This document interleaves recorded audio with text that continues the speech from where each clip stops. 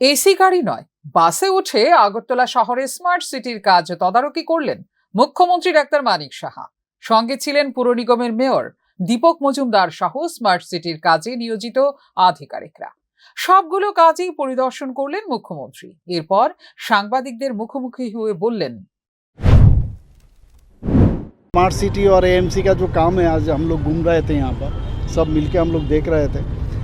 तो जहाँ जहाँ मुझे लगा, और ये जल्दी जल्दी, क्योंकि बारिश एक समस्या है यहाँ पर, 4 महीने आप काम कर सकते हो, बारिश के कारण संभव नहीं हो रहा है।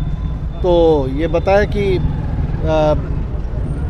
जैसे जैसे बारिश बंद होगा तुरंत जहाँ जहाँ काम कर सकते, टेम्पोररी करके मोटरेबल करना है, क्योंकि सितंबर के पहले वो जो फाइनल टच देना है वो संभव नहीं है। मैंने कहा कम से कम मैंने ऊंचा नीचा और जहाँ गड्ढा नहीं होना चाहिए, इसको तो मोटरेबल कीजिए। ठीक है, आपको अगर बाद में ऊपर में आपको ब्लैक टॉप करना है तो बाद में कीजिए, लेकिन कम से कम मोटरेबल कीजिए।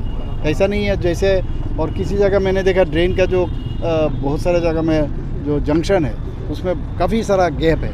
तो मैंने कहा टेम्पोररी आप, ठीक है, आपका प्लान के हिसाब से वो बाद में पूरा कंप्लीट करोगे, लेकिन किसी जगह में ये गैप नहीं होना चाहिए, पानी जाने। ধীরে ধীরে সেজে উঠছে আগরতলা শহর। খুব শীঘ্রই পরিণত হবে এটা স্মার্ট সিটিতে। তবে এই স্মার্ট সিটিকে সাজিয়ে রাখার দায়িত্ব কিন্তু সবার। এটাও কিন্তু সবার উদ্দেশ্যে বললেন মুখ্যমন্ত্রী। Bureau report, news now.